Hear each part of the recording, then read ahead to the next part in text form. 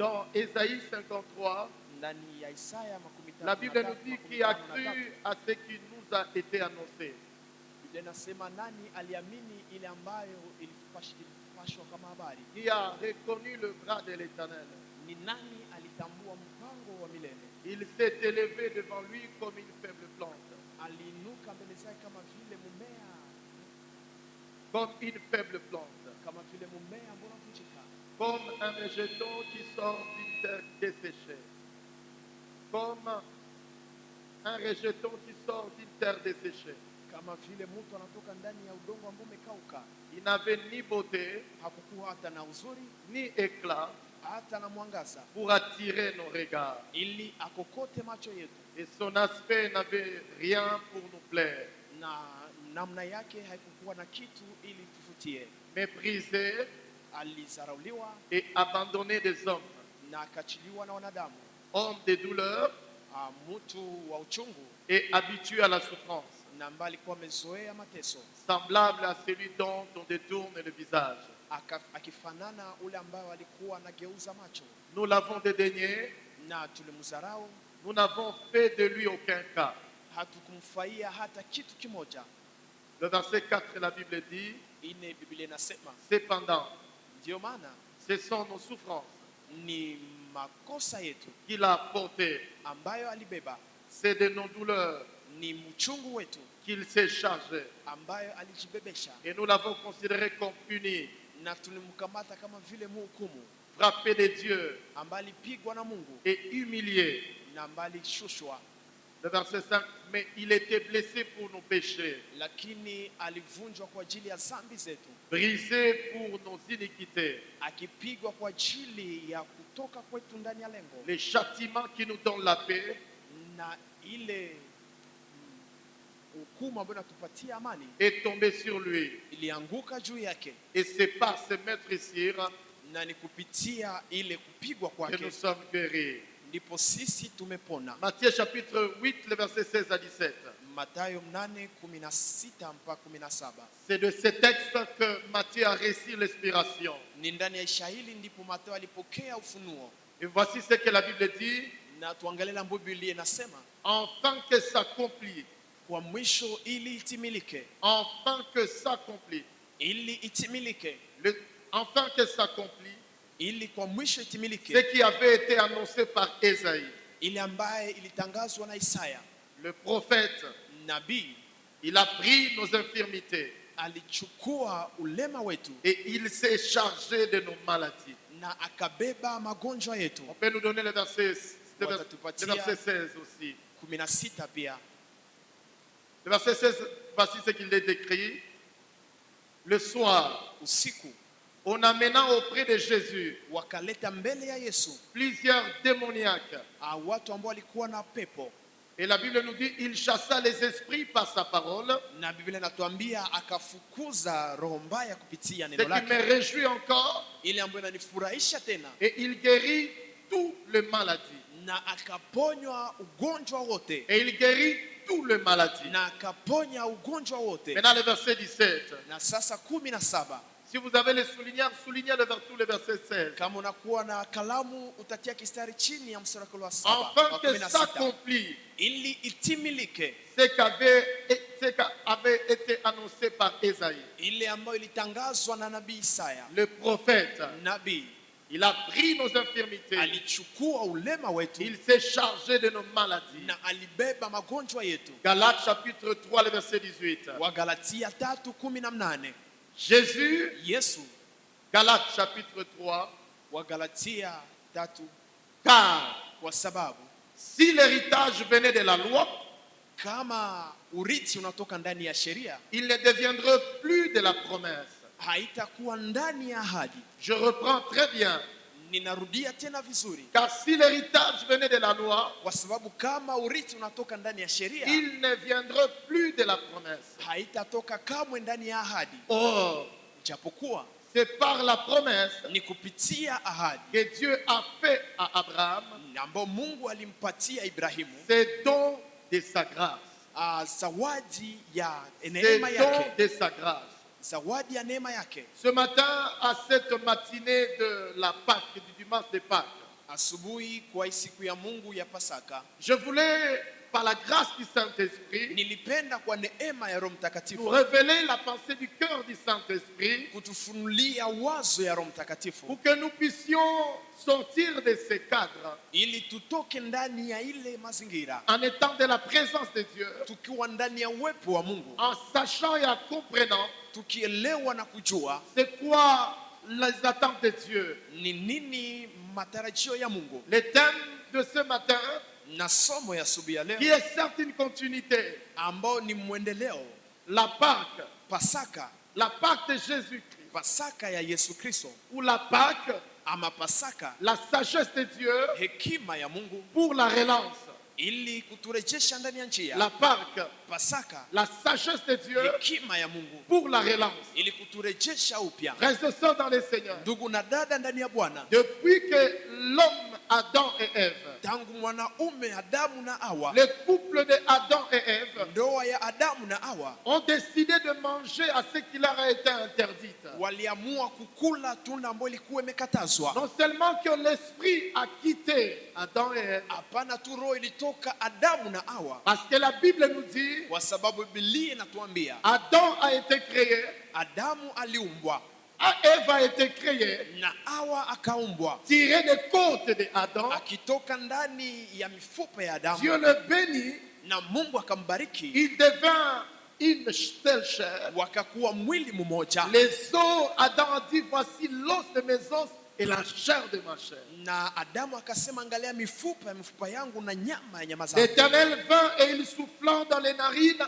son esprit. Na wa milele akakuja akapuliza pumuzi ndani ya roho yake, On appelle en hébreu le roi de Dieu. ambao wanaita ndani ya Kiebrania urua ya Mungu, C'est la personne de Dieu. ni utu wa Mungu. Et la Bible déclare l'homme devint une nature de Dieu vivante. Na Biblia inasema mwanaume akikuwa na umbo ambao naishi, C'est avec l'esprit de Dieu ni pamoja na roho ya Mungu, que Adam a commencé à nommer tout ce que vous connaissez. ndipo pale Adamu akaanza kupewa akupana china kwa yote ambayo Il a en tunajua. lui la nature de Dieu. Ndani mwake muna utu wa Mungu. Rappelez-vous, Kumbuke Dieu a dit, Mungu alisema créons l'homme à notre image tumuumbe mwanadamu kwa sura yetu et à notre ressemblance, na kwa mfanano wetu, afin qu'il gouverne et qu'il domine. ili atawale na amiliki. Le but de Dieu, c'était de voir un autre Dieu sur la terre, Lengo la Mungu ilikuwa kuangalia mwingine Mungu hapa un duniani, autre lui sur la terre,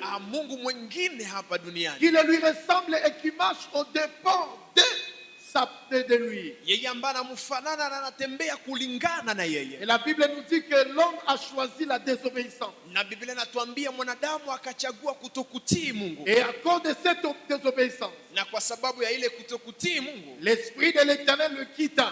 roho ya milele katoka ndani mwake. Adam commença à être une personne naturelle. Adamu akakuwa mtu wa kawaida, Ève, une personne naturelle. Hawa mtu wa kawaida. Mais cette désobéissance, elle s'est accomplie au travers quoi? Lakini ile kutokutii ilitimilika kupitia nini? C'est parce qu'ils ont mangé le fruit qui leur avait été interdit. Kwa sababu walikula tunda ambayo ilikuwa imekatazwa asile, Ce fruit qui leur avait été interdit, na ile tunda ambayo iliwakatazwa non seulement a engendré que l'esprit les a quittés, hapana tu ilizaa roho ikiwatoka, mais a engendré beaucoup de maladies et de maux que nous vivons aujourd'hui. vile vile ikezaa magonjwa na vitu ambavyo tunaishi siku za Frères et leo. sœurs, si tu es frustré, Ndugu na dada, kama unakuwa na huzuni, c'est à cause seulement d'un homme et d'une femme qui ont seulement mangé. ni kwa sababu ya mwanaume na mwanamke ambao waliamua tu kukula. Frères et sœurs, si dans le monde dans lequel nous vivons, Ndugu na dada, kama ndani ya dunia ambayo tunaishi les nations s'élèvent contre d'autres, taifa zinainuka juu ya zingine, c'est parce que Adam et Ève ont mangé la nourriture. ni kwa sababu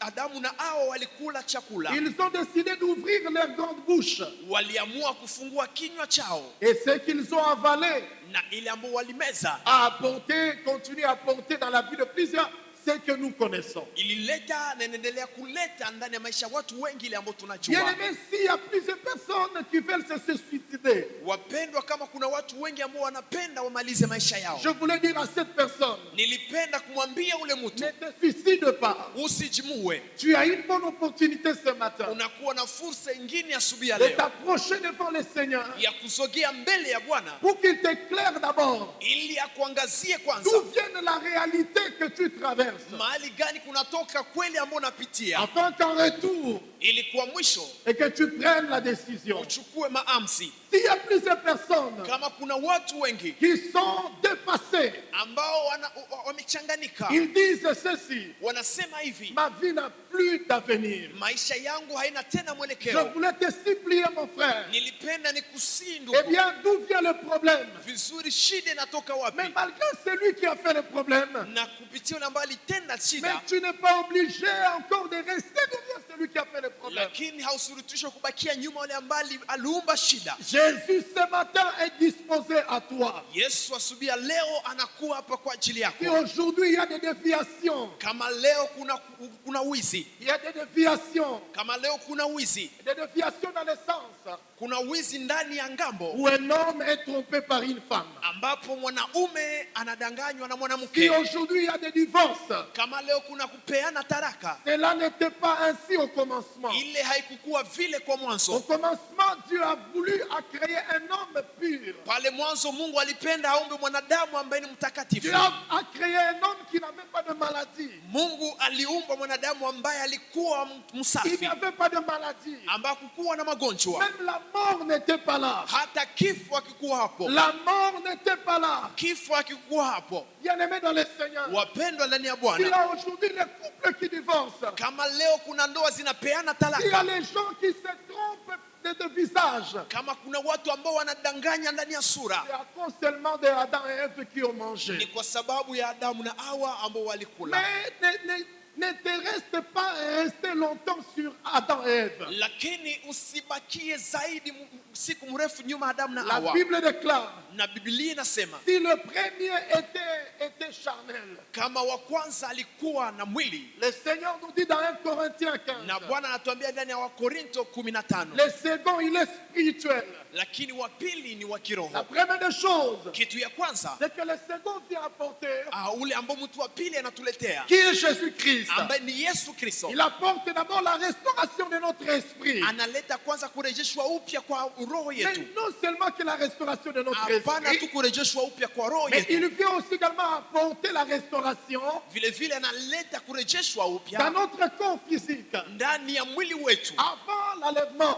Mbele ya unyakuo, il y a d'abord la première restauration. na kuna kurejeshwa upya ya C'est que quand kwanza, nous donnons notre vie à Christ, ni wakati pale ambapo tunapana maisha yetu kwa Kristo. Apocalypse nous dit ceci. Ufunuo inatuambia hivi, Apocalypse 21 nous dit, Ufunuo 21, voici je vis des livres, angalia niliona vitabu, un livre dans lequel était écrit ce qui était sauvé. kitabu ambacho ndani mwake muliandikwa watu ambao walikuwa wameokolewa. L'apôtre Paul dit ceci. Na mtume Paulo Si anasema tu hivi, le confessais du fond de ton cœur, kama ungekiri ndani ya moyo et si wako, tu crois qu'il est le Seigneur et Sauveur, na kama unaamini ya kwamba yeye ni alors tu mwokozi, seras sauvé. na pale ndipo utaokolewa. Bien-aimé dans le Seigneur, Wapendwa ndani ya Bwana, après la restauration spirituelle, kisha kurejeshwa upya ya kiroho, Dieu il dit ceci dans Jean 17. Mungu anasema hivi ndani ya Yohane Je 17, prie pour qu'il soit dans le monde. ninaomba ili wawe ndani ya dunia. Pourquoi qu'il doit rester dans le monde? Kwa nini inatubidi tubaki ndani ya Parce que je dunia? vais achever dans leur corps Kwa sababu napenda nitimize ndani ya mili yao l'accomplissement de la Pâque.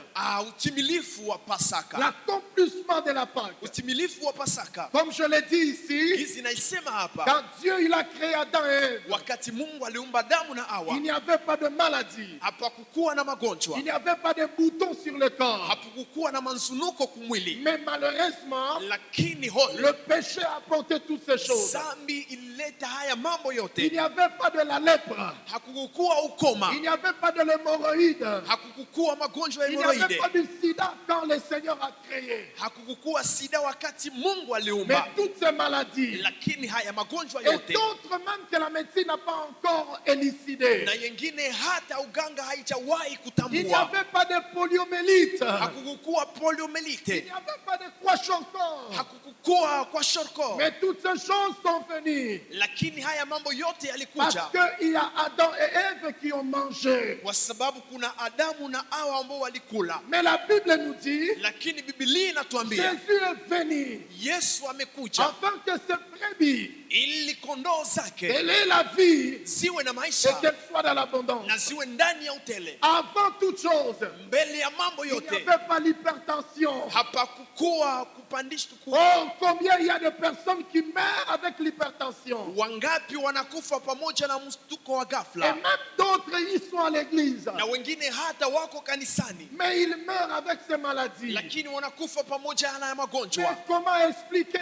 Namna gani Et tutatafsiri? pourtant le Seigneur, Ijapokuwa Bwana il s'est donné pour eux. amejipana kwa ajili Il y a yao, des hypertensions kuna kuwa kushtuka qui n'étaient pas au préalable, ambaye hakukuwa kwa mwanzo, mais sont venus à cause de la nourriture. lakini zimetokea kwa sababu ya chakula. Il y a des hypotensions. Kuna kuwa pia mshtuko wa Toutes chini. ces choses Ile mambo yote sont venues parce qu'Adam a mangé. imekuja kwa sababu Adamu alikula, Mais maintenant, Jésus qui est notre Pâque, na sasa Yesu ambaye ni Pasaka il n'est yetu pas venu seulement restaurer notre esprit. hakukuja tu kurejeshwa upya roho yetu. La dimension de la Pâque Kiwango ya Pasaka touche beaucoup plus inagusa zaidi yote notre intérieur. utu wetu wa Parce que ndani, c'est sous-attendu que kwa sababu inasemeka ya kwamba vous avez déjà donné votre vie à Christ. ushapana maisha yako kwa Kristo, Mais il y a quelque chose qui doit s'accomplir. lakini kuna kitu ambacho kinabidi Frères kitimilike. et sœurs dans le Seigneur, Ndugu na dada ndani ya Bwana, j'aimerais supplier les enfants, ninapenda nisiwashwa vous qui écoutez ces paroles nyinyi ce ambao matin, mnasikia ineno asubuhi je ya sais leo. là dehors,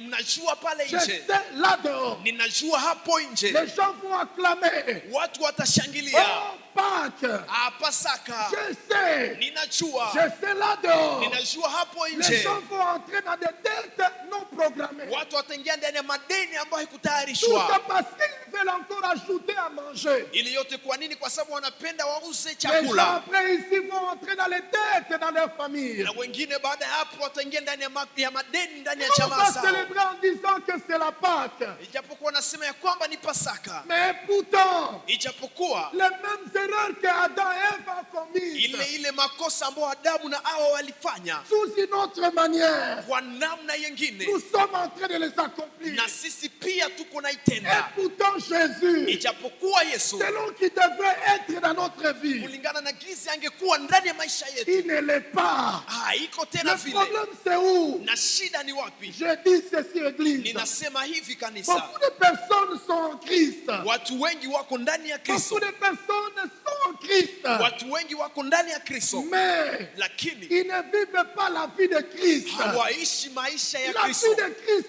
c'est quoi? Maisha ya Kristo ni C'est nini? là aussi une partie qui s'est accomplie à la croix. Vile vile ni mtu ambaye ilitimilika ndani ya La msalaba. plupart des personnes, Na watu wengi, vous savez, Église, mnajua kanisa, j'aime le dire, ninapenda et je kuisema bénis le Seigneur na ninabariki de Bwana lui servir en vous servant. kumtumikia nikiwatumikia. Oh, j'accomplis ma part de ma destinée. Ninatimiza ngambo yangu ya hatima La yangu. seule chose que je ne sais toujours de vous Kitu dire, kimoja ambacho siache kuambia, beaucoup de maisons, nyumba nyingi, beaucoup d'églises ont les priorités. kanisa nyingi zinakuwa na Il y a fursa, des priorités. kuna Il y a mafursa, d'autres qui ont les priorités comme na kuna wengine wanakuwa na fursa kama tourner les gens. kuchunda Ça, watu. c'est les priorités. Ile ni ngambo Il y ya a kwanza. d'autres qui ont la priorité. Kuna wengine ambao wanakuwa na Et kambo ya kwanza dire aux femmes, kuambia wanawake, non, une femme ne peut pas porter les bijoux. hapana, mwanamke hawezi vala mabisho. Ça devient leur Ile priorité. ndio inakuwa kitu Il y kiambo a wanafikiria. d'autres qui disent aux gens, Kuna wengine ambao wanaambia non, watu, les saints pudiques ne peuvent pas entrer dans l'église. hapana, watenda dhambi hawezi ingia ndani ya Ça, c'est leur kanisa. priorité. Ile ndio ni kitu Il y kia a msingi. d'autres qui disent, Kuna wengine ambao wanasema, non, les ivrognes ne peuvent pas entrer à l'église. hapana, wakunywa pombe hawezi ingia kanisani. Ça, c'est leur Ile priorité. ni kitu yao ya Mais je ne msingi, cesse toujours de vous dire, lakini siache la kuambia priorité de l'église Arche, kitu kia msingi ya la kanisa Ashe, priorité de ce que Dieu m'a donné pour vous, kitu kia msingi ambao Mungu et alinipatia à kwa un ajili grand yenu, nombre que les gens viendront. zaidi kwa watu wengi ambao La watakuja. priorité de l'église Kitu kia msingi ya est kanisa bâtie Ashe sur l'enseignement inatengenezwa chini qui ya nous mafundisho révèle Jésus-Christ ambayo inatufunulia Kristo qui nous Yesu, révèle la nouvelle alliance ambayo inatufunulia agano et qui mpya nous vers l'éternité. na ambayo inatufunulia wa Oh, milele. c'est cela notre Ni priorité. ile ndiyo kitu yetu ya msingi, Église du Seigneur, ambayo kanisa ya je voulais Bwana. vous dire ce matin, Nilipenda niwaambie beaucoup asubuhi ya de leo, gens partent à l'église. watu wengi wanaenda Beaucoup de kanisani, gens sont en Christ. watu wengi wako ndani ya Mais Kristo, bizarrement, lakini ya kushangaza plusieurs personnes watu wengi de ceux qui sont en Christ, ambao wako ndani ya Kristo chaque jour, kila siku ils se déclarent wanakiri, pauvres pécheurs mimi ni avec maskini leur maladie. pamoja na magonjwa yao, Ils vivent en Christ, wanaishi ndani ya mais Kristo, ils meurent avec leur situation. lakini wanakufa na hali yao. Quelqu'un va me dire, Mtu mmoja ataniambia, pasteur, Pastor, est-ce que les disciples je wanafunzi ne sont pas morts avec des maladies? hawakukufa na magonjwa? Je suis en train de vouloir te dire, Niko napenda oui, nikwambie, ils sont morts. kwa kweli Ils walifariki, sont morts. kweli walifariki, Certains sont morts avec certaines maladies. wamoja walifariki na Mais la magonjwa seule chose fulani, que j'aimerais te dire, lakini kitu kimoja ambacho nipenda aucun de ces nikwambie, disciples hakuna hata mmoja wa n'est mort en wanafunzi dehors de sa destinée. alikufa bila kutimiza hatima Aucun de ces yake. disciples Hakuna mmoja wa n'est mort wanafunzi en dehors de sa destinée. alikufa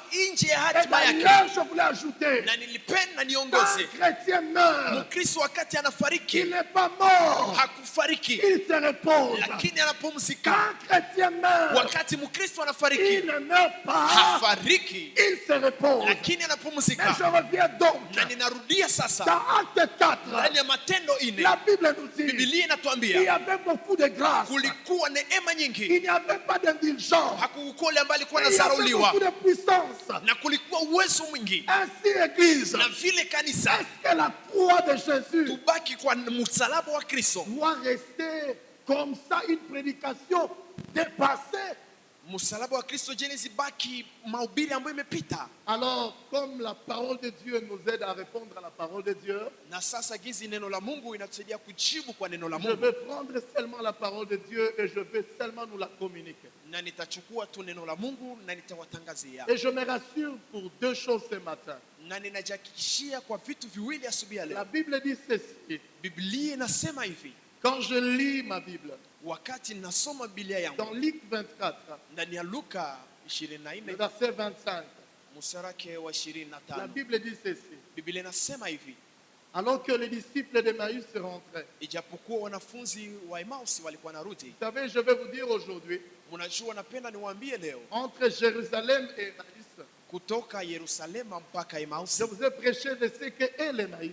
niliwahubiri ni nini Emausi. Emmaüs, je n'ai pas encore fini, mais Emmaüs veut dire tout simplement un lieu de bain chaud, Emausi sijaimaliza, lakini natafuta sema nafasi pa maji ya moto, où les chrétiens, certaines personnes aiment être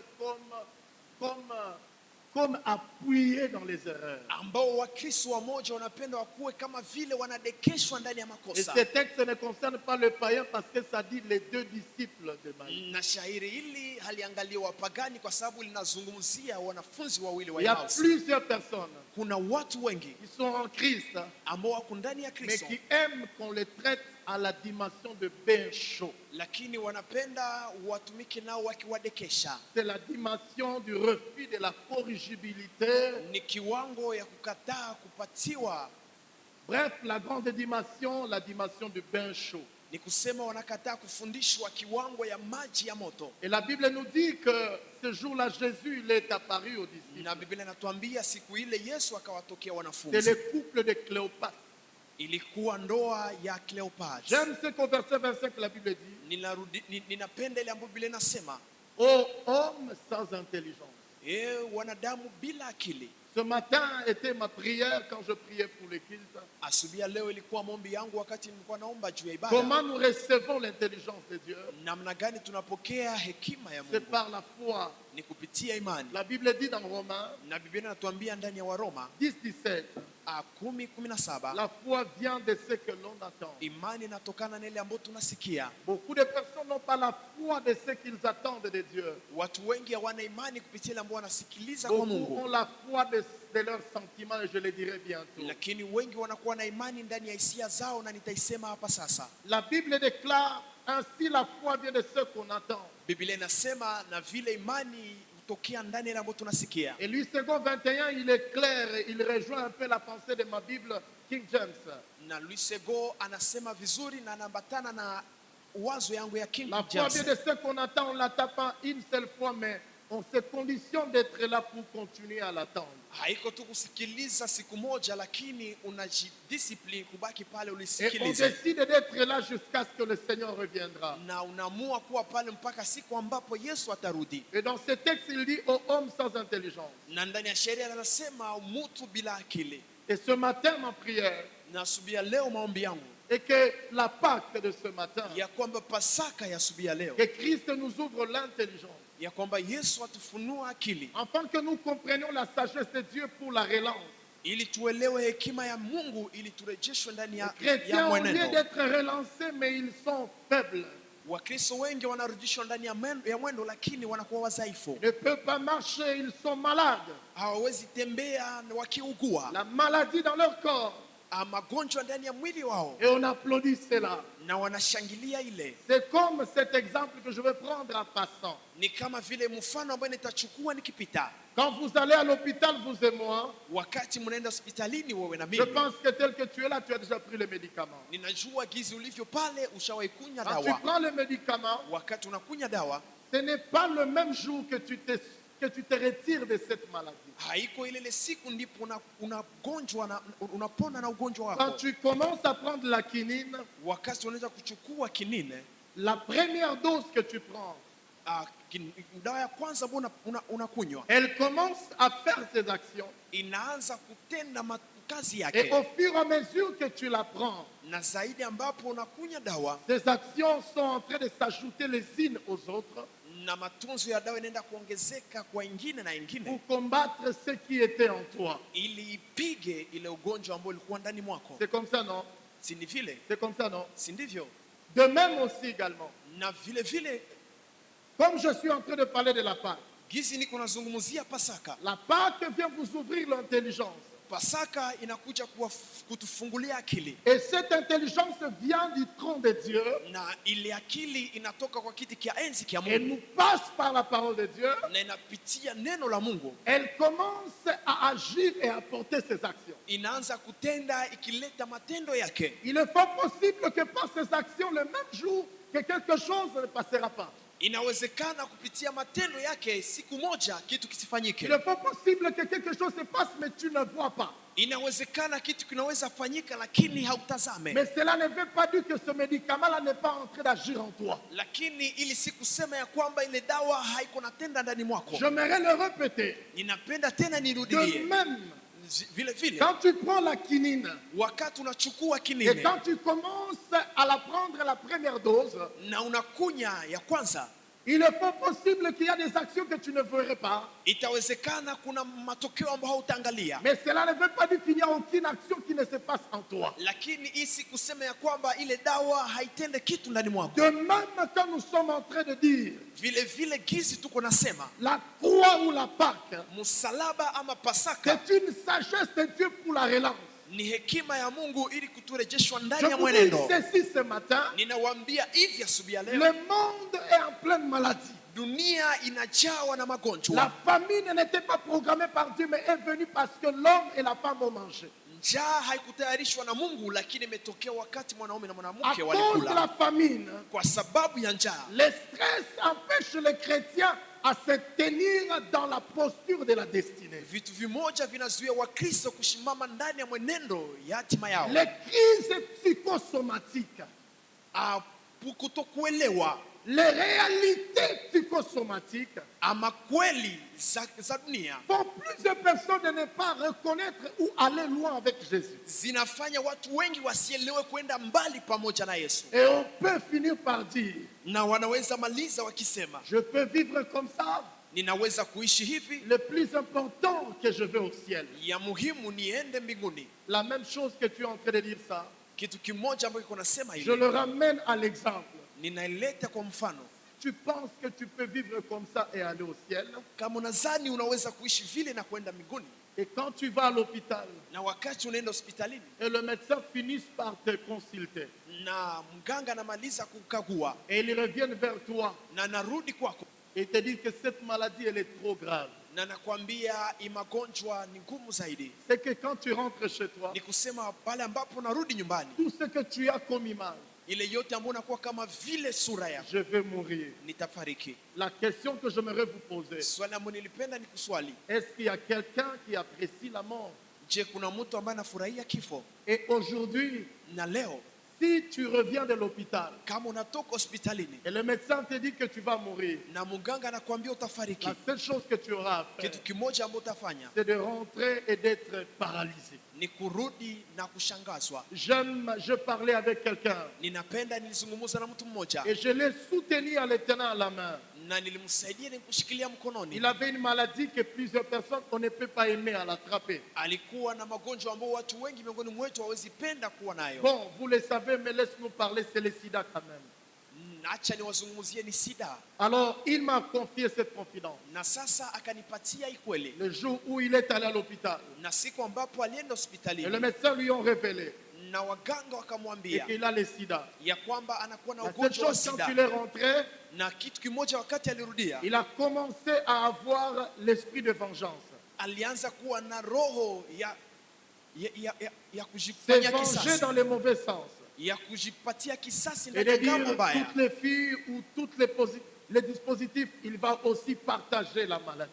na kusema wasichana wote atawagawia ile ugonjwa. Mais béni soit Dieu, alors que je passais à l'hôpital prier avec le malade, Lakini abarikiwe Mungu, wakati nilikuwa hospitalini nikiomba na il y wagonjwa, a une parole que le Saint-Esprit a permis dans la Bible que je puisse prier avec le malade dans la salle.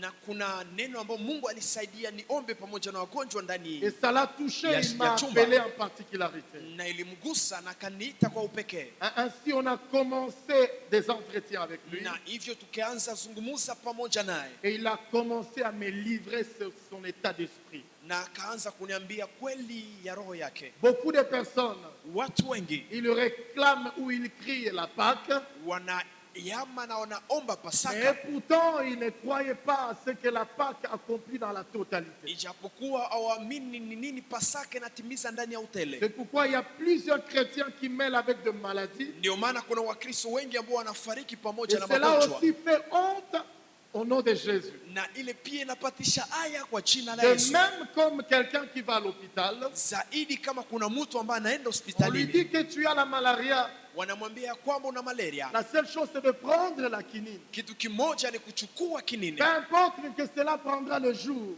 ingawaje itachukua siku fulani, Mais la guérison commence par quelque part.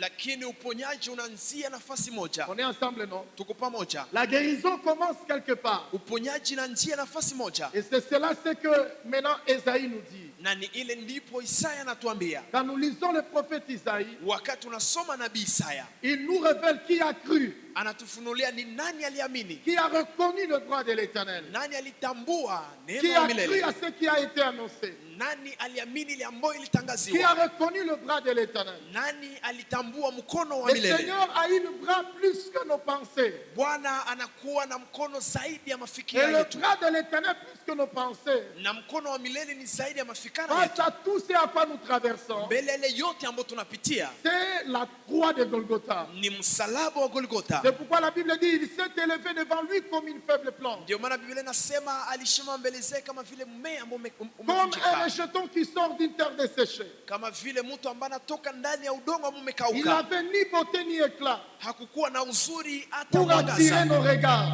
ili kukokota Et son macho yetu, aspect n'avait rien pour nous plaire.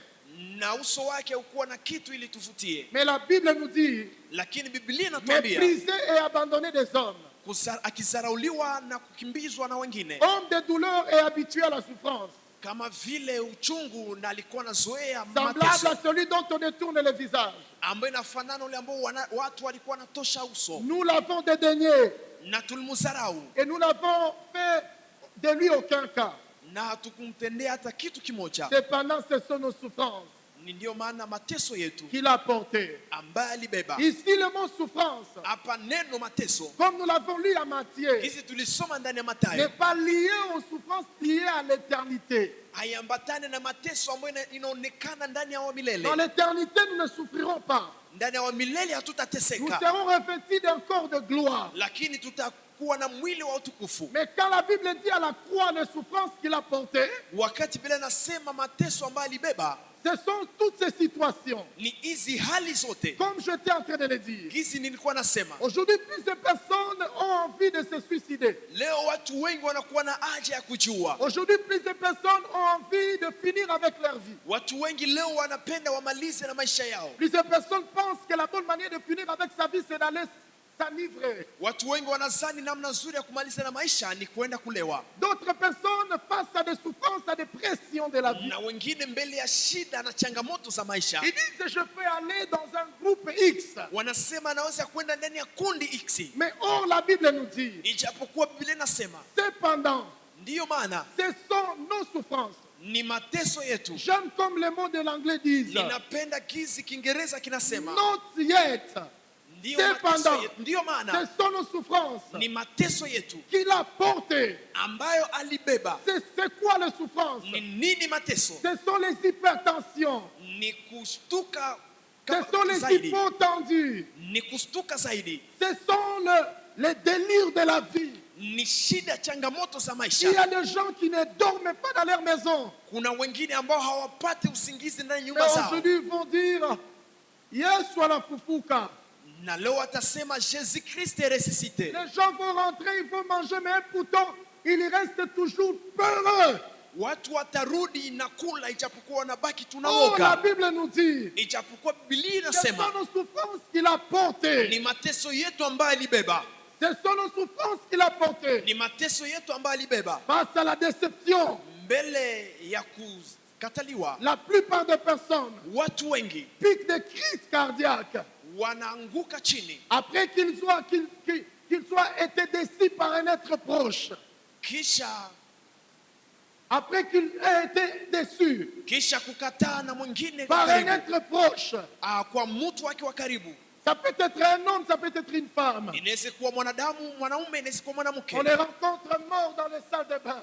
Na unamkutana akifa ndani ya Et mahali quand ya on essaie un kunawia. peu d'interroger l'histoire, Na wakati ambapo mtu anja kujiswali, c'est parce qu'il a été déçu. ni kwa sababu alikata tamaa na Frères et maisha. sœurs, Ndugu na dada, j'aimerais t'apporter la résolution de Dieu face à tout ce que tu traverses. nimependa nikuletee suluhisho ya Mungu mbele ya yote ambayo unapitia. J'aimerais t'apporter cela dans ton corps physique. Nimependa nikuletee ndani ya mwili wako. Et c'est cela ce que Jésus veut que nous comprenions ce matin. Na ni ile ambayo Yesu anapenda sisi sote tuelewe Quand nous asubuhi ya sortirons leo. en ces lieux, Wakati utatoka nafasi il est hii, fort possible que tu peux ne pas avoir à manger. inawezekana hauna chakula ya kula, Mais j'aimerais te supplier. lakini nimependa Ça ne nikusihi, sert à rien d'avoir à manger haina maana kuwa na et chakula on ne vit pas la vie de Christ. na hauishi maisha ya Kristo. C'est pourquoi la Bible déclare, Ndio maana Biblia inasema Sarah, elle qui n'avait pas d'enfant, Sara, yeye ambaye kukuwa na mtoto, elle a crié à celui qui est fidèle. aliamini ule ambaye ni mwaminifu. Oui, ça n'est une autre chose de croire en Ni Jésus, vizuri, ni kitu kingine kumwamini Yesu, mais croire à celui qui est fidèle. lakini kuamini ule ambaye ni mwaminifu Vaut plus que même ma petite taille de croire en Jésus. inakuwa zaidi ya ile kidogo yangu ambayo namwamini Yesu. Combien d'enfants ils veulent finir avec leur vie parce qu'ils ne voient pas leur papa ou leur maman. Watu wangapi, watoto wangapi wanapenda wamalishe maisha yao kwa sababu waangalie Ce wazazi sont les wao. souffrances qui sont dans le corps. Ile ni mateso ambayo iko ndani ya mwili, Ce sont les souffrances qui sont dans l'âme. ile ni mateso ambayo iko ndani ya nafsi, Ça n'a rien à faire avec ton esprit. haina ya kufanya pamoja na Si roho. tu es chrétien ce matin, Kama uko Mkristo asubuhi ya je leo, voulais te dire par la compassion de l'évangile. nimependa nikwambie kupitia huzuni wa Injili Oh, ce ne sont pas les habits, de belles habits qui nous qualifient. ya kwamba si mavazi ambayo inatupatia fursa, C'est notre corps qui reçoit l'évangile. lakini ni mwili wetu ambao unapokea Injili. Combien de personnes veulent finir avec leur vie Wangapi wanapenda wamalize maisha yao parce qu'elle a été déçue par un homme? kwa sababu alikata tamaa na mwanadamu. Une jeune fille a été déçue par celui qui l'a engrossée. Kijana mmoja ama msichana mmoja alikata tamaa kupitia yule ambaye alimbebesha Derrière tout mimba, ça, tu te dis, ma vie n'a pas de sens. na nyuma ile yote unasema maisha yangu Est-ce que ça haina vaut la peine mwelekeo. de vivre? Je, ni kuko maana gani ya kuishi? Ainsi aussi ton corps commence à subir cela, même si tu mangeais n'importe quelle nourriture, ton corps ne répondra pas positivement.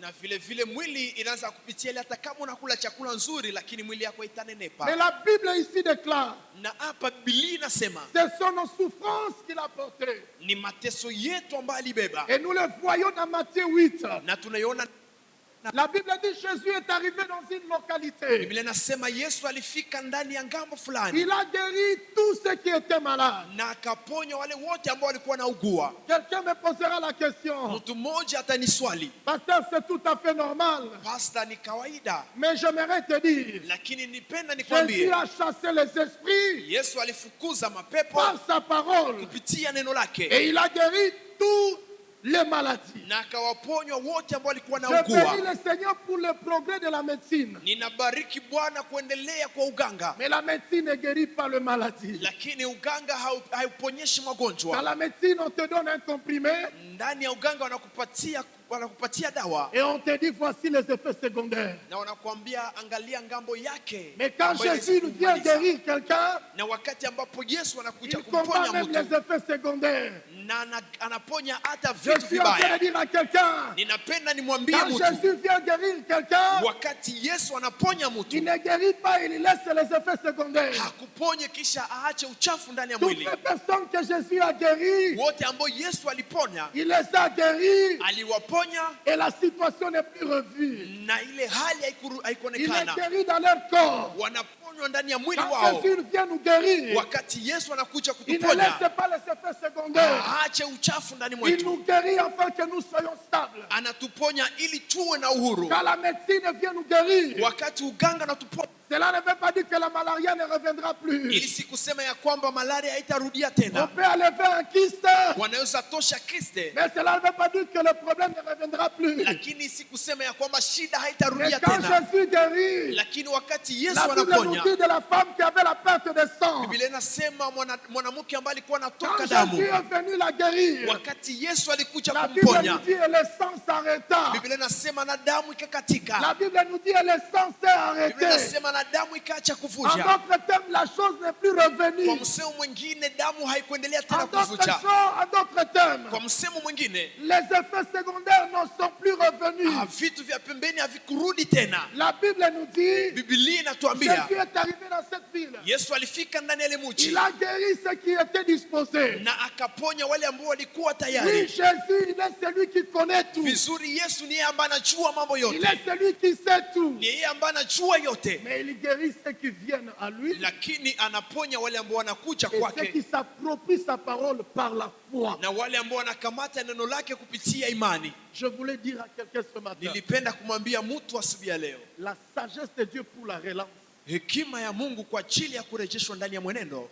Quand la Bible nous dit, Wakati Biblia c'est inatuambia par ces maîtrisures que nous avons été guéris. ni kupitia kupigwa kwake ndipo sisi tuliponywa, Je le répète encore, na ninarudilia tena, cette guérison ne concerne pas la guérison spirituelle. ile uponyaji haihusu tu uponyaji wa kiroho. Quand je parle de la guérison spirituelle, Wakati nazungumza uponyaji wa la kiroho, Bible n'est pas en train de dire la guérison dans l'éternité. Biblia haizungumzie uponyaji ndani ya Et umilele, la Bible est en train de dire, lakini Biblia kunasema par la table du Seigneur, kupitia meza ya Bwana, par la table du Seigneur, kupitia meza ya Bwana, eh bien, tu peux t'approprier. na vizuri unaweza Tu kushikilia, peux t'approprier ta guérison. unaweza kumiliki uponyaji La wako. Bible déclare, Biblia inasema son corps a été flagellé. mwili wake ulipigwa fimbo, Son corps a été flagellé. mwili wake ulipigwa fimbo, Il est tombé plusieurs fois en allant à la croix de Golgotha. na alianguka mara nyingi akienda kwa msalaba wa C'est cela Golgotha. ce que nous lisons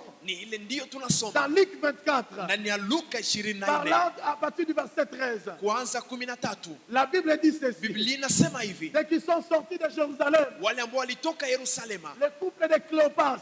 ile ndoa ya Kleopas. Vous savez quoi, Église? Unajua nini kanisa? Entre Jérusalem et Emmaüs, Kutoka Yerusalema na Emausi, les commentateurs disent, wale ambao wanaandika Biblia ils wanasema sont tous d'accord wote wanakuwa na et qu'ils ont msemo fait moja environ 7000 kilomètres. ya kwamba inaweza kuwa kilomita Ils 7000. ont fait 7 kilomètres à pied. na wakatembea vilomita 7 ndani ya à miguu pied.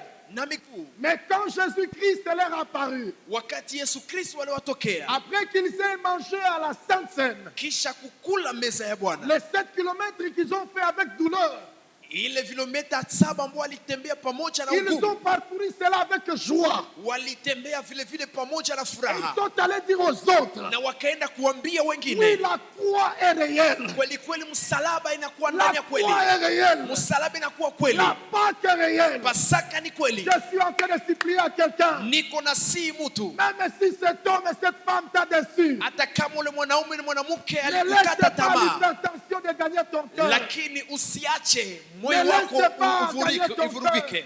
Parce qu'il y a quelque chose kwa sababu kuna kitu que tu dois kimoja comprendre. ambayo inabidi Eh uelewe, bien, Christ t'a déjà guéri. ya kwamba Kristo acha Ne kuponya. pleure pas maintenant. Tu dois accomplir ta destinée. Inabidi utimize hatima Je suis yako. en train de dire à quelqu'un, Niko naambia mtu, tu regretteras quand tu arriveras au ciel. utashangaza wakati utafika Et que mbinguni, Jésus, quand il te ya révélera, kwamba Yesu et atakufunulia que les années où tu es mort, ya kwamba kifo ambao ulikufa ce n'étaient pas les années qui t'ont été destinées. haikukuwa miaka ambayo ilikuwa Et c'est yako, parce que tu n'as pas eu la foi lakini kwa sababu hukukuwa na imani aux éléments que le Seigneur te donne kwa vitu ambavyo Bwana anakupatia pour que tu sois guéri des chocs de la vie, ili uponywe na vidonda vya pour maisha, que tu sois guéri des chocs de déception. ili uponywe na vidonda vya maisha. Frères et sœurs, je vais vous dire, Ndugu na dada, napenda le niwaambie, péché a tout apporté, zambi imeleta vyote, mais la croix aussi lakini msalaba est pia venue confondre ce que le péché a apporté. imekuja kufunika ile ambayo zambi Le imeleta. blessure de Jésus à la croix, Vidonda vya Yesu msalabani, le sang qui a coulé, damu ambayo ilimwagika est venu restaurer le corps de quelqu'un. imekuja kurejesha upya mwili wa mtu. C'est pourquoi la Bible déclare, Ndio maana Biblia inasema nous sommes la justice de Dieu. tunakuwa hukumu ya Mungu, Nous sommes la justice de Dieu en Christ. tunakuwa hukumu ya Mungu ndani ya Je Kristo. suis la justice de Dieu en Christ. Niko hukumu ya Mungu ndani ya Kristo. J'aimerais dire à quelqu'un, Ninapenda nimwambie mtu, même si que tu as péché, hata kama ulifanya zambi, mais j'aimerais te dire, lakini napenda de nikwambie même naturellement, zaidi ndani ya mwili, quand on boit un médicament, wakati unakunya dawa, les effets sont là. vitu vinakuwa Ne pale. te laisse pas condamner. Usijiache Ne kujihukumu, te laisse pas condamner. usijiache kujihukumu. Si tu es né de nouveau, Kama umezaliwa tu upya, peux dire au péché, unaweza ambia zambi, je suis la justice de Dieu en Christ. niko hukumu ya Mungu ndani ya Je suis Kristo, la justice de Dieu en Christ. niko sheria ya Mungu Je ndani ya suis la Kristo, justice de Dieu en Christ. niko sheria ya Mungu ndani ya Et Kristo, c'est cela l'évangile de na Dieu. ni ile ndiyo injili Et ya c'est là Mungu, la parole de la na Pâque. ni ile ndiyo neno ya Tu Pasaka. peux ne pas avoir à manger, Unaweza hauna mais chakula, tu peux dire ceci. lakini unaweza kusema Je hivi, ne volerai pas sitakanyaga, parce que je suis la justice de Dieu pour kwa Christ. sababu mimi ndiyo sheria ya Mungu ndani ya Parce que Kristo, je suis la justice de Dieu pour kwa Christ. sababu niko sheria ya Mungu ndani Je ya suis en Kristo. train de vouloir dire à quelqu'un, Niko napenda kumwambia mtu, la Pâque, Pasaka c'est une grande sagesse de ni Dieu hekima kubwa ya Mungu pour relancer ceux qui sont faibles. ili irejeshe watu ndani ya Les mwenendo, wale ambao ni disciples de wadhaifu Emmaüs étaient faibles. na wale ambao walikuwa ni wadhaifu, Mais quand ils ont mangé à la Pâque, lakini wakati walikula quand Pasaka, Jésus a rompu le pain, wakati Yesu aligawa mkate, quand Jésus les a donné la coupe, wakati Yesu aliwapatia il est kikombe directement disparu. na akapotea Et ghafla, la Bible nous dit, na Biblia inasema et qui était en train de dire, wao ambao walikuwa nasema nous sommes déçus. tumekata tamaa, C'est lui qui était notre maître. ule ambaye alikuwa ni mwalimu wetu Il est parti. amefariki. Nous sommes déçus Tunakata tamaa parce que mon mari est parti. kwa sababu mume wangu Ma ameenda, femme, elle est morte. mke wangu amefariki, L'enfant qui me nourrissait, il n'est pas là. mwanamke ambaye alikuwa ananikulisha haiko Je hapa. voulais te dire, Ninapenda nikwambie ne t'écarte pas. usiende C'est mbali. pourquoi je t'ai en train de dire, Ndio maana nilikuwa nasema il y a beaucoup d'églises kuna makanisa mengi dont leur priorité, ambao kitu kio kia msingi c'est de ne pas manger la Sainte Seine. ni kutokula meza ya Bwana, Et je m'étonne. na Et ninashangaza pourtant, Dieu ijapokuwa a besoin Mungu de relancer son église, iko na haja ya kurejeshwa a upya besoin ndani de ya kanisa, relancer les gens. iko na haja ya Et je kutembeza vois watu, na je vois les gens, na ninaangalia watu, alors que Dieu leur donne la dimension pour les relancer. ijapokuwa Mungu anawapatia kiwango ya kuwatembeza. Voici ce qu'ils disent. Si kile ambao wanasema Non, on ne va pas prendre la Sainte Seine. sisi hatutakula meza ya Bwana, Et c'est la raison pour laquelle na ndiyo maana vous n'avez pas la joie, mais vous avez celui qui a guéri le monde. hamuna furaha ijapokuwa muna mtu ambaye aliponyesha dunia. Anchois et anchoises, Warshwa na warshwaze, sortez dans votre somnolence. tutoke ndani ya usingizi wetu, Sortez dans votre sommeil. tutoke ndani ya usingizi Il wetu. est temps de vivre au milieu des Ni instabilités. wakati wa kuishi katikati Il ya est temps changamoto. d'être au-dessus des instabilités. Ni wakati ya kuwa juu ya changamoto. Et c'est là, Na ni hapa mais que par la puissance de la sagesse, ni kupitia nguvu ya qu'on hekima appelle la Sainte Seine. ambao wanaita meza ya Bwana. Mais pour que ceci vienne accomplir le but de Dieu, Na ili hii ije kutimiza lengo la Mungu, la Bible parle, c'est la foi. Biblia inasema ni hekima. Et quand je médite ma Bible, Na wakati natafakari Biblia yangu, je fais de la parole de Dieu ma passion. ninapenda neno la Mungu na Je naikamata fais upendo de la wangu. Bible ma passion. Ninatenda na Ma Biblia vocation. upendo wangu. Ma vocation. Mon amour Mwito pour tous wangu. les jours. Et vous savez quoi? Na mnajua nini? Quand la Bible dit, Wakati Biblia inasema ne prenez pas la table du Seigneur indignement. msichukue meza ya Bwana mkiwa La wachafu. Bible ne disqualifie pas le chrétien. Biblia haikatai wa Kristo, Mais la Bible dit, lakini Biblia inasema c'est tout acte que vous faites sans foi. ni kila tendo ambalo mnatenda bila imani. Oh, je voulais dire à quelqu'un qui est né de nouveau, Ninapenda kumwambia mtu ambaye amezaliwa upya, tu es invité unaalikwa à prendre la Sainte Seine. kukula meza ya Bwana, Mais derrière ceci, lakini nyuma ya hii ce que tu dois comprendre, ile ambayo inabidi uelewe, la table du Seigneur meza ya Bwana est la plus haute stratégie de Dieu ni mbinu kubwa ya Mungu pour t'aider ili kusaidia à être guéri de toutes tes blessures, ya kuponywa na magonjwa à yote, être guéri de toutes tes souffrances. ya kuponywa na shida zote. Les souffrances sont venues par le péché, Shida zimetokea ndani ya dhambi, les souffrances d'accéder au travail, shida za kufikia ndani ya kazi, les souffrances d'accéder même au mariage. shida za kufikia hata ndani ya Ça ndoa. devient comme des problèmes Inakuwa kama vile shida et ça laisse des blessures. na inaacha vidonda, Et Jésus a dit, lakini Yesu alisema il a été flagellé, alipigwa fimbo, il est tombé maintes fois, ameanguka mara nyingi il s'est élevé na ameinuka, pour que par la table du Seigneur, ili kupitia meza ya Bwana toi aussi, wewe pia que tu obtiennes par lui, uipokee kupitia yeye en lui, ndani mwake, eh bien la force de continuer. na vizuri na nguvu ya Et kuendelea. le Seigneur est en train de dire, Na Bwana kunasema par le sang qui a coulé, kupitia damu ambayo ilimwagika, le péché qui peut t'arrêter, dhambi ambayo inapenda ikufungie mpaka, le suicide qui peut t'arrêter, uwaji ambayo inapenda ikufungie mpaka, tu peux dire par le sang, unaweza sema kupitia damu, je suis la justice de Dieu.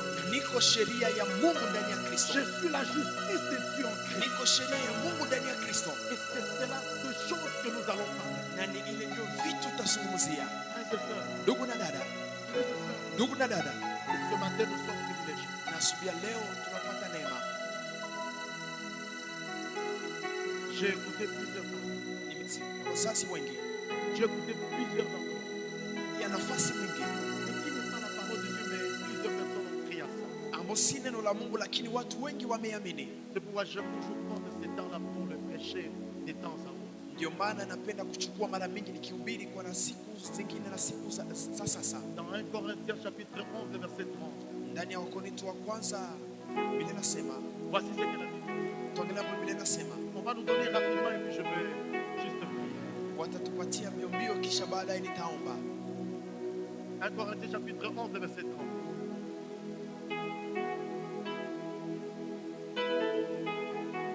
Voici ce que la Bible dit. Tuangalia Biblia inasema, Ce pouce-là, kwa sababu ile qui a parmi vous beaucoup d'infirmes et de malades, ambao kunakuwa wengi miongoni mwetu wagonjwa na walema, et qu'un grand nombre sont morts. na watu wengi wamefariki.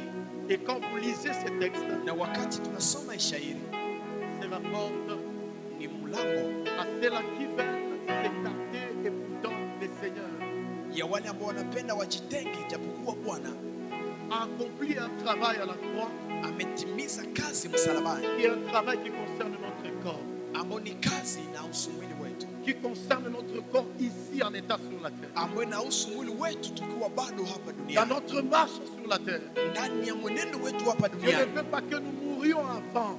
Mungu hapendi tukufe mbio. Dieu ne veut pas que nous marchions avec de douleurs. Mungu hapendi tutembee pamoja na uchungu, Et la bonne manière de ne pas marcher avec des douleurs, namna nzuri ya kutotembea na uchungu. Si Adam, lui, il a désobéi en mangeant à l'arbre, Kama Adamu akutii Mungu akikula muti, mais matunda ya celui muti, qui obéit en mangeant maintenant au corps de Jésus, lakini ule ambaye anatii akikula sasa mwili wa ça, Kristo, ça, ce sont les éléments qui viennent avec la révélation du corps physique de Jésus. hivi ni vifaa ambavyo vinakuja pamoja na ufunuo wa mwili wa Kristo. Et je veux vous le dire ici, Na ninapenda kuambia hapa, le corps physique de Jésus, mwili wa Kristo, ce n'est pas le corps mystique de Jésus. mwili wa miujiza wa Kristo. Et quand vous vous approchez de la table du Na Seigneur, wakati mnakaribia meza ya Bwana, tu prends le pain qui est le corps physique de Jésus. unachukua mkate ambao ni mwili wa Kristo, Et tu prends la coupe qui est le sang de Jésus. na unachukua kikombe ambao ni damu ya Kristo. Frères et sœurs, Ndugu na dada, qu'importe l'infirmité ingawaje ulema dans lequel le monde se trouve, ambao dunia inakuwa ndani mwake, le Seigneur a cœur ce matin Bwana anakuwa nayo moyoni de te relever. ya kukuponya. Et nous voulons participer à la table du Seigneur. Na tunapenda tupitie meza ya Bwana. Ceux qui sont nés de nouveau et qui sont baptisés par immersion, Wale ambao wamezaliwa upya na wamebatizwa ndani ya maji mengi, eh bien, vous êtes conviés à participer à la table du Seigneur. na vizuri mnaitwa kusherekea meza ya Bwana. Ici, chez toi en famille, Hapa ni kwako ndani ya jamaa, si chez vous en famille, na kama kwenu ndani ya jamaa vous avez des personnes à l'idée, unakuwa na watu ambao wanakuwa na mawazo, des personnes à l'idée qui ne savent pas se lever, se mettre debout. watu ambao wanakuwa na mawazo na wajue jinsi ya kujisimamako, Et en approchant la table du Seigneur, na wakisogelea meza ya Bwana avec la foi aussi, pamoja na imani vile vile, tu peux le porter dans ton cœur. unaweza kuwabeba ndani ya Et moyo tu wako, peux déclarer na unaweza kukiri que mon frère ou ma soeur ya kwamba ndugu yangu, dada yangu qui a un problème à l'idée, ambaye anakuwa na hukumu wa je vais kusimama, m'approprier cette vérité. ninapenda nikamate kweli Par ce mépris, kupitia ile kupigwa kwake, par ces souffrances, kupitia j'ai été mateso yake, guéri. nimeponywa. La foi commence quelque part. Imani inaanza nafasi Et moja, lorsque on y marche, na wakati tunaitembeako de même le dit l'hébreu, vile vile, hata wale wakoma 10 ils ont commencé à marcher walianza kutembea et se sont retrouvés guéris. na wakipatikana wakiponywa. Seigneur, Bwana, tu as été maîtris dans ton corps. ulizarauliwa ndani ya mwili wako, Tu as été flagellé dans ton corps. ulipigwa fimbo ndani ya mwili wako, Et toi qui es notre Pâque, na wewe ambaye ni Pasaka yetu, tu t'es donné ulijitoa pour que en ton corps, ili kwa mwili wako, que là où il n'y avait pas la vigueur, mahali ambapo kukuwa nguvu, que là où il n'y avait pas la force, mahali ambapo nguvu, mais maintenant que nous l'ayons, na sasa uwe na nguvu, tu envoyas ta parole, na ulituma neno lako, ta parole est guérie. na neno lako likawaponya. Merci de nous guérir ce matin, Asante kutuponya dans asubuhi ya leo, notre corps physique, ndani ya mwili wetu, de nous guérir ce matin, kutuponya asubuhi ya leo, de nos découragements, ndani ya kutoka ndani ya de neno, nos maux et de nos maladies, ndani ya maneno na ndani ya magonjwa yetu, et de permettre ce matin na kuruhusu asubuhi ya leo que nous tenions dans la course de notre ya vocation. kwamba tushimame ndani ya mwenendo wa mwito wetu. Ton sang coulait Jésus, Damu yako ilimwagika Yesu,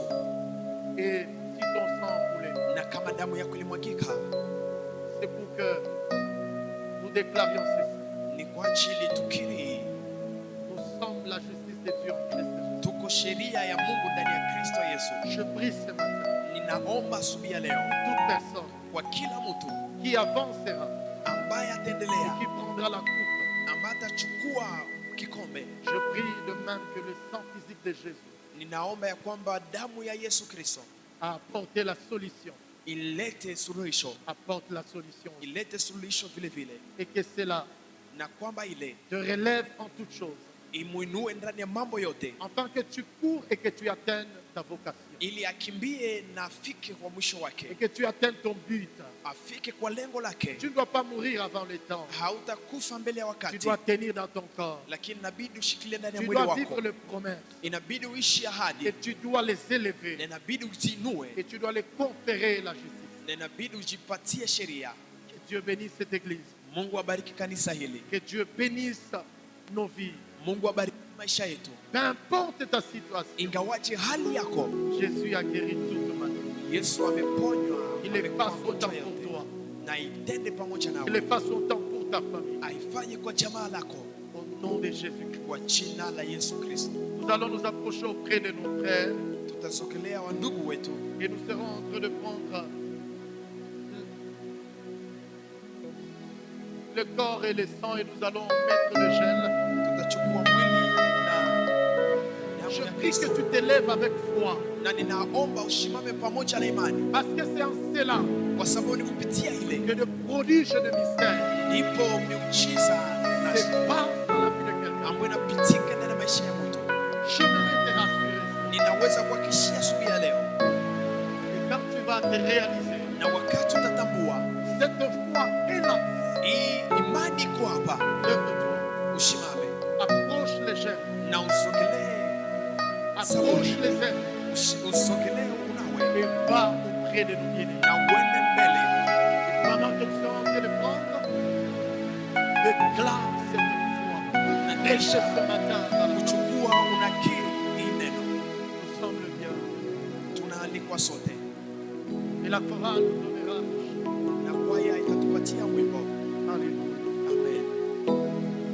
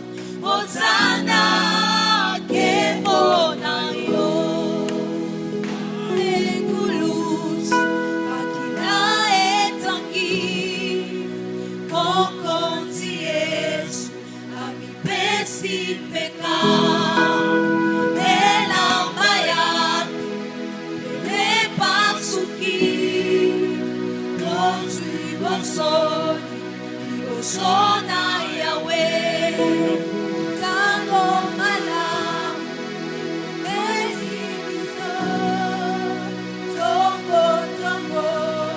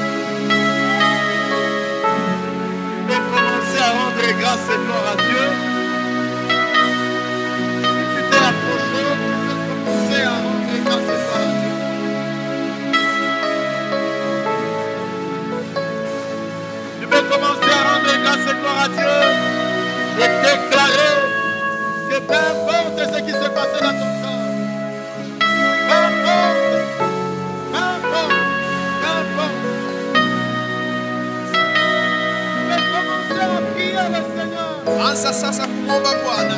Prie Jésus. Omba Yesu. Et déclare.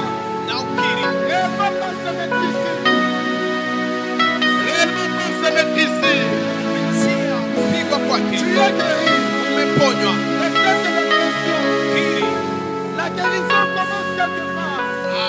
Uponyaji unaanza nafasi moja. Et cela commence par la foi. Oui, mon frère et ma soeur. Omba sasa. Tu n'as pas droit et raison. Tu n'as pas droit. Hauna sheria. Tu n'as pas droit. Hauna sheria. Tu n'as pas droit Hauna sheria de rester ya kubaki dans cet état. ndani ya ile hali. Dans cet état. Ndani ya ile hali. Tu as droit Inabidi uendelee na à msimamo commencer wako quelque part. kwa sababu uponyaji na nafasi quelque part. kuanza nafasi La moja guérison commence quelque part. na uponyaji unaanza nafasi La moja. guérison passe par quelque part.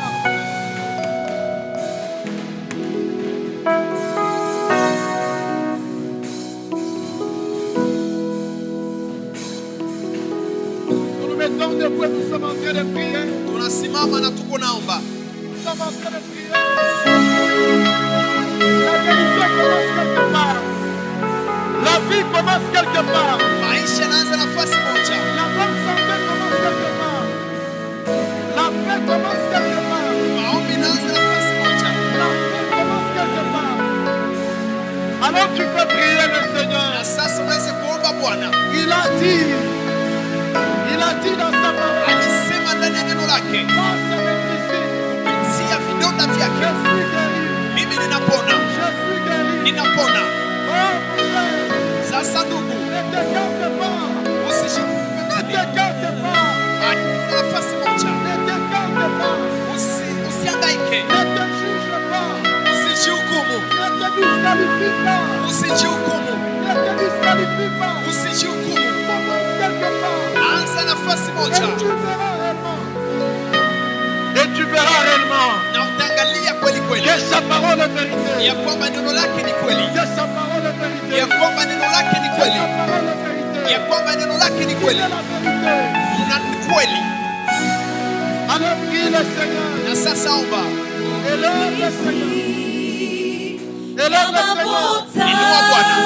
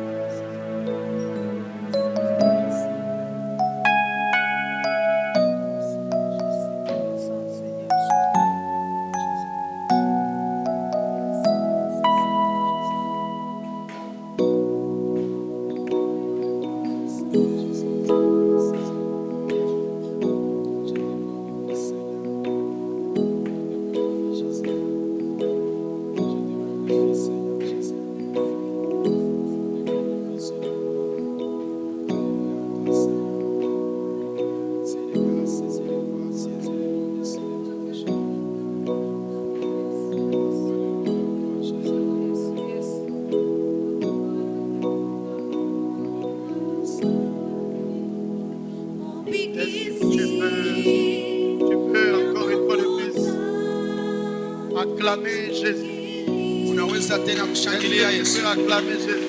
Unaweza tena kushangilia Est-ce que Yesu. nous pouvons acclamer Jésus? Je, tunaweza kushangilia Yesu. Est-ce que nous pouvons bien acclamer?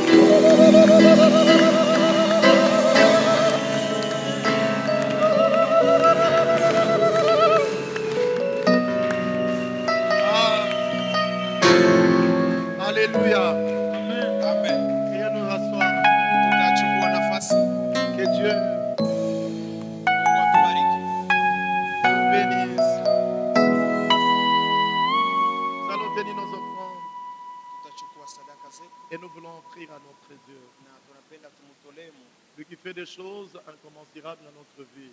Yeye ambaye anatenda mambo makubwa ndani ya maisha yetu. Et lui qui les a encore commencés aujourd'hui dans la vie de Ndiyo quelqu'un. ameanza tena ndani ya maisha ya mtu Et mmoja. nous voulons le lui dire merci. Na tunapenda tena tumwambie asante. Seigneur, merci pour cette grâce. Bwana, asante kwa hii neema Et merci pour ces offrandes na asante kwa sadaka hii que nous t'apportons dans ta maison. ambayo tunakuletea ndani ya nyumba yako Avec gratitude et amour. pamoja na shukurani na upendo. Daigne agréer nos cœurs Furahia moyo zetu qui te les donne avec joie. ambazo nakupatia pamoja na furaha, Merci d'avoir béni nos vies. na asante kubariki maisha yetu, Et merci d'avoir béni nos chants et nos greniers. na asante kubariki nyimbo zetu, Parce que tu as agréé nos chants et tu as béni nos chants et nos greniers. kwa sababu umebariki shamba zetu na mbegu zetu, Tu as béni le travail de nos mains. na umebariki kazi ya mikono yetu, Nous t'apportons ce que nos cœurs ont résolu pour toi. na tunakuletea ile moyo yetu imetenda kwa ajili yako. Merci d'arroser nos vies Asante kwa kunyeshisha mvua juu ya maisha et yetu, merci d'arroser ton église. na asante kuminia maji kwa kanisa Et yako. rien ne manque dans nos mains Hakuna kitu kinakosa ndani ya et mikono que yetu, rien ne manque dans notre église. na kusiwe kitu ambacho kitakosa ndani ya Nous kanisa. continuons à répondre au Jésus à toutes tes attentes. Endelea kujibu Yesu kwa kila mahitaji yetu, À cause de ton nom et de ta fidélité. kwa sababu ya jina lako na uaminifu wako, Au nom de Jésus-Christ. kwa jina la Yesu Kristo. Amen. Amina, Amen. amina. Tenons nos offrandes, nous offrons à Dieu, Tunachukua sadaka na tunamtolea Mungu, nous offrons à notre Dieu. na tunamtolea Mungu wetu. Alléluia. Amen. Nous bénissons le Seigneur. Tunambariki Mungu, Et voici donc quelques programmes de la semaine. naangalia mipango fulani ya juma. Le mardi, nous serons ici avec le maman. Siku ya pili tutakuwa pamoja na wamama Continuons à échanger autour de ce thème. na tunaendelea kuzungumzia katikati ya mada hii 14 choses qu'un homme attend de sa femme.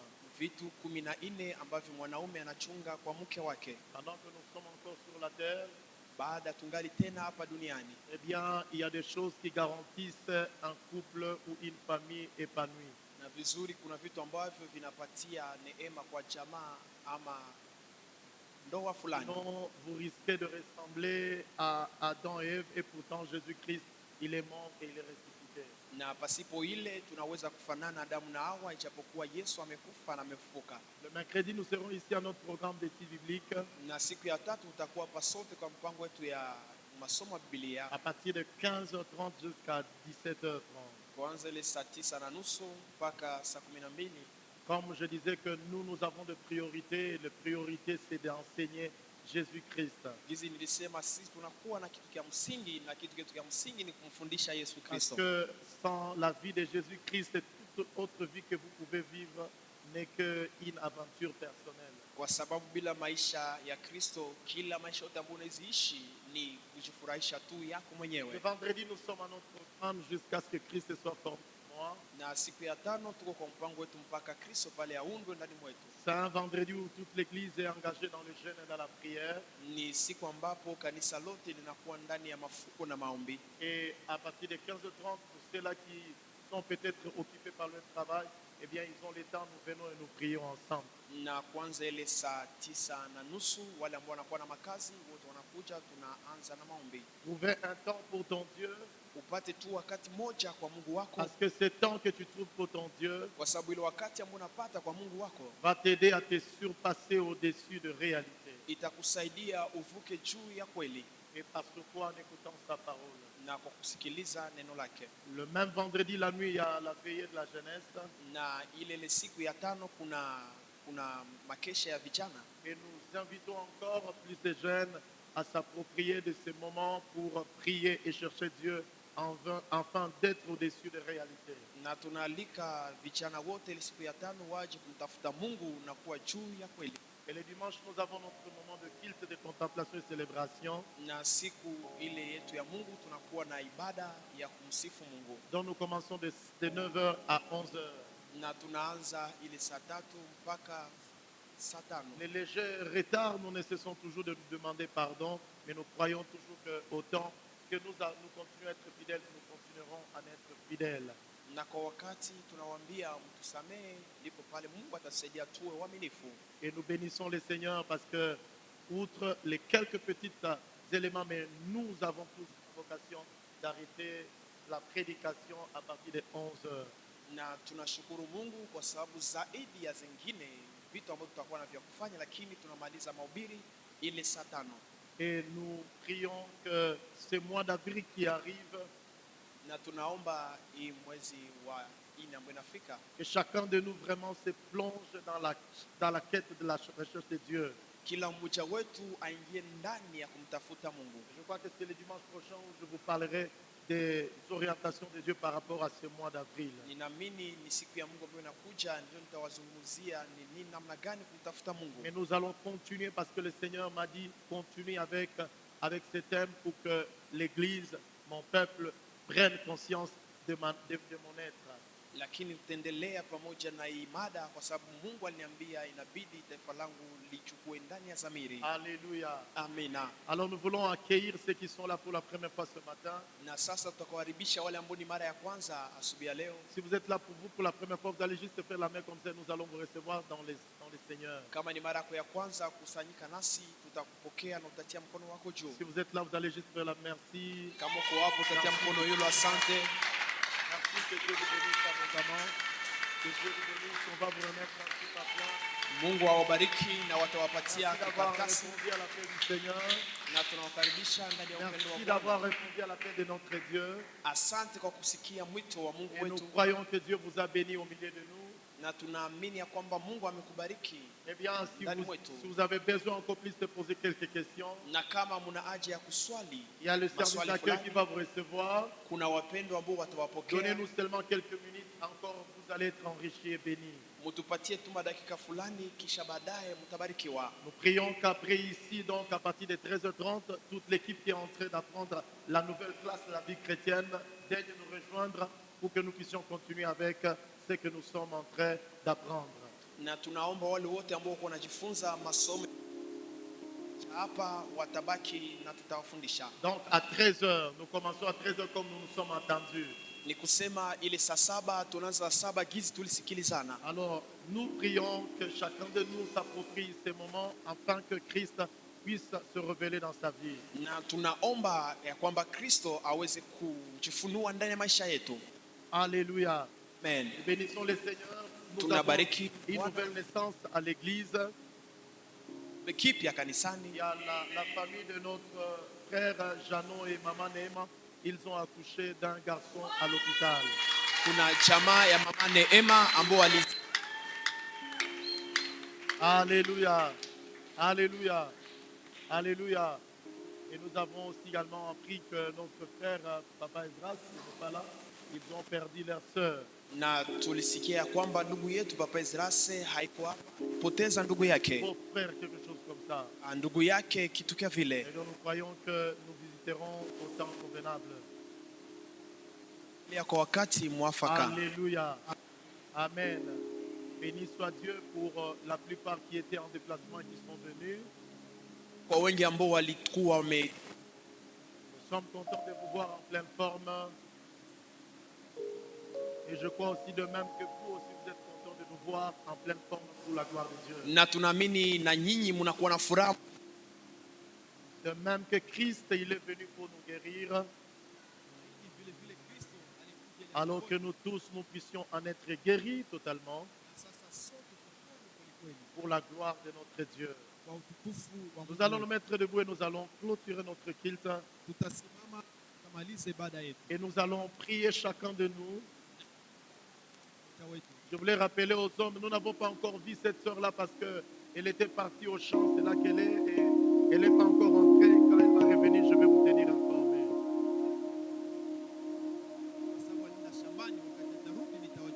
Alléluia. Alors nous allons donc prier et bénir cette semaine. Prie à tête la Sainte que la bénédiction de Dieu ne te rate pas cette semaine. Nous sommes dans cette église remplie de promesses. Dieu nous a fait des promesses. Et nous n'allons pas passer à côté. Tu vas prier pour tes enfants. Tu vas prier pour ton épouse ou ton mari. Tu vas prier pour ton cœur. Tu vas prier pour toi-même. Que les grâces éternelles de Dieu soient avec toi. Si tu penses te déplacer, tu te déplaces avec le Seigneur. Que tu te déplaces avec lui. Il agirait de nous précéder. Je prie et je déclare. Là où tu as été décidé à être fatigué, eh bien, je prie ce matin. Le Seigneur, il te relève. Les dieux des cieux, il te relève. À cause de son et de sa fidélité. Kwa sababu ya neema yake na Et uaminifu c'est là wake, au nom de Jésus. na ile kwa jina la Yesu Tu es béni de l'Éternel. unabarikiwa na wa Tu milele, es rempli de bénédictions. unajaa na Et rien baraka, ne peut s'opposer à toi. na kuna kitu kinaweza simama Je nyuma prie yako. que cette semaine, Ninaomba ili chuma vive une semaine particulière, uishi chuma la upekee, remplie de grâce de Dieu, ikijaa neema ya Mungu, remplie de louanges de Dieu, ikijaa utukufu wa que Mungu, tu expérimentes la visitation d'en haut, ya kwamba upitie kutembelewa na dans ta Mungu, vie et dans ton travail. kupitia maisha yako na ndani ya kazi Tu es yako. pas parmi les gens qui doivent être derniers. Hauko miongoni mwa watu ambao wataibwa, Tu fais partie de personnes lakini unakuwa miongoni na dont watu Dieu nous a rassurés. ambao Mungu ametuhakikishia. Nous allons prêter à plusieurs. Sisi tutakopesha watu Nous wengi, n'allons pas emprunter. sisi Ce n'est hatutajikopesha. pas un problème si tu empruntes. Haiko shida kama Et je utajikopesha, suis en train de dire, lakini niko nasema selon ce que Dieu nous a rassurés, kulingana na ile ambayo Bwana que cela ametuhakikishia, s'attache à tout. ile yambatane na hatima Et yako, tu as les bénédictions de Dieu na uishi baraka za Mungu, et que cela soit ton na partage. ile Que yako la faveur de Dieu partout. uishi neema ya Mungu nafasi Que yote. Dieu te favorise à l'entrée tout comme dans la sortie. Mungu akupatie neema kwa kutoka na kwa kurudi. Et à partir d'aujourd'hui, Na kuanza leo jusqu'au dimanche qui arrive, mpaka siku ya Mungu ambayo que tu inakuja, vives une particularité. uishi upekee Au nom de Jésus, kwa jina la Yesu. que Dieu te bénisse. Mungu akubariki. Une bonne part de 2024. Pasaka nzuri ya mwaka Une 2024. bonne part de 2024. Pasaka nzuri ndani ya mwaka 2024. Restauré en tous égards. Na urejeshwe upya kwa kila Tu es ngambo. restauré en tous égards. Unarejeshwa upya kwa kila Et tu ngambo. cours et tu atteins ton Na ukimbie ufikie malengo objectif. Au nom de Jésus. kwa jina la Yesu. Amen. Amina. Amen. Amina. La grâce, Tunakiri neema. Ndio. le bonheur et la grâce Wema na rehema m'accompagneront tous zitanifuata les jours de ma vie. siku zote Et za maisha, j'habiterai dans la maison de na l'Éternel nitaishi ndani ya nyumba ya milele jusqu'à la fin de mes jours. mpaka mwisho ya maisha, Avec ma vie abondante pamoja na maisha yangu et ya utele débordante. na ya kujazwa zaidi. Amen. Amina. Tu salues une personne. Unasalimia